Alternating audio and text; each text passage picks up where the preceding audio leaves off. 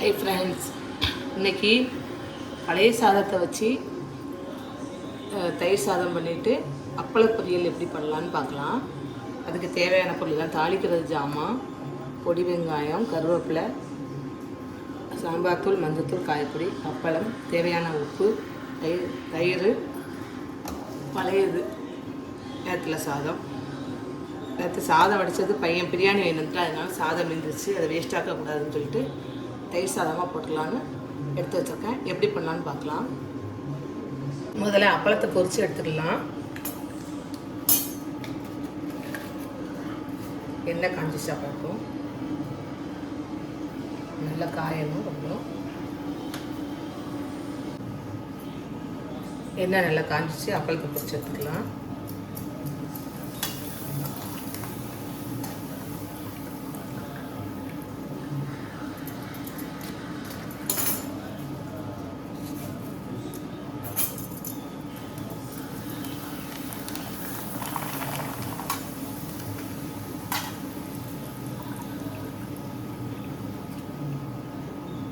அப்பளம் பொரித்து எடுத்து வச்சாச்சு. அப்புறம் தாளிச்சிக்கலாம், பழைய தாளிச்சிக்கலாம். பழைய தாளித்து சட்டி வச்சு 2 ஸ்பூன் எண்ணெய் விட்டுருக்கேன். எண்ணெய் நல்லா காயட்டும். கடுகு போட்டுக்கலாம். கடுகு, வெந்தயம் பருப்பு,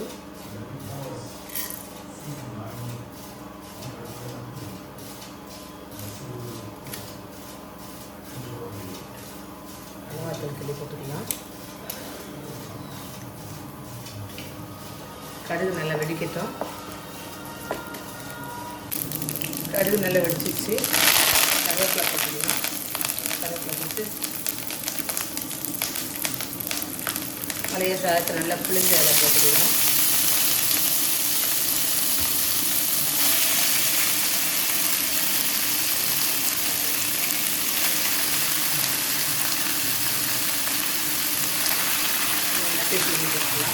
பழையது நல்லா பிழிஞ்சு போட்டாச்சு.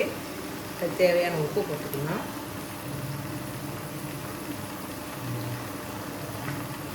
தேவையான தயிர் விட்டுக்கலாம்.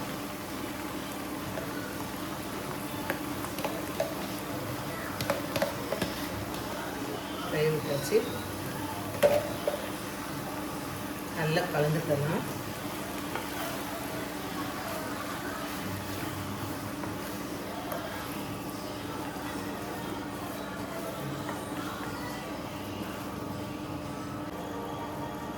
மீந்து போன சாதத்தை வச்சு நல்லா தயிர் சாதம் கட்டியாச்சு, வேஸ்ட் ஆக்காமல். எப்படி இருக்குன்னு பாருங்கள். இதெல்லாம் அப்பளக்கூட்டு எப்படி பண்ணலாம் பார்க்கலாம். அப்பள பொரியலுக்கு 2 ஸ்பூன் எண்ணெய் விட்டுக்கலாம்.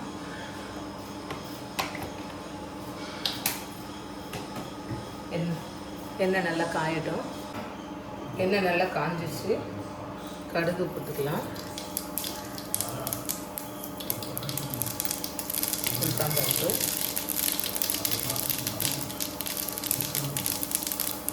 கால் ஸ்பூன் ஜீரகம், தேவையான வெங்காயம் போட்டுக்கலாம்.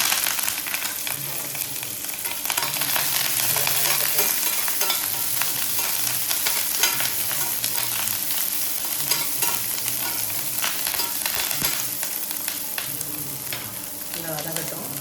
வெங்காயம் வதங்கட்டும். அதுக்குள்ள அப்பளத்தை நல்லா கட் பண்ணி போட்டுக்கலாம்.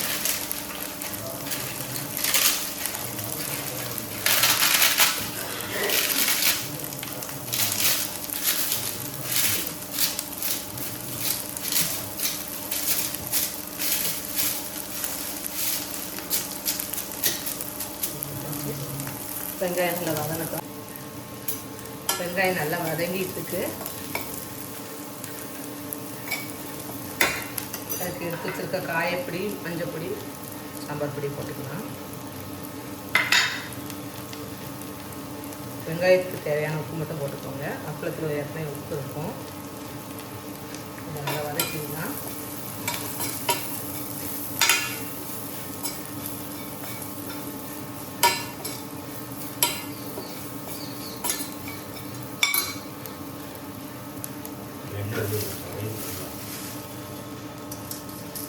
அப்பளத்தில் இதில் கொட்டி நல்லா கலந்துக்கலாம்.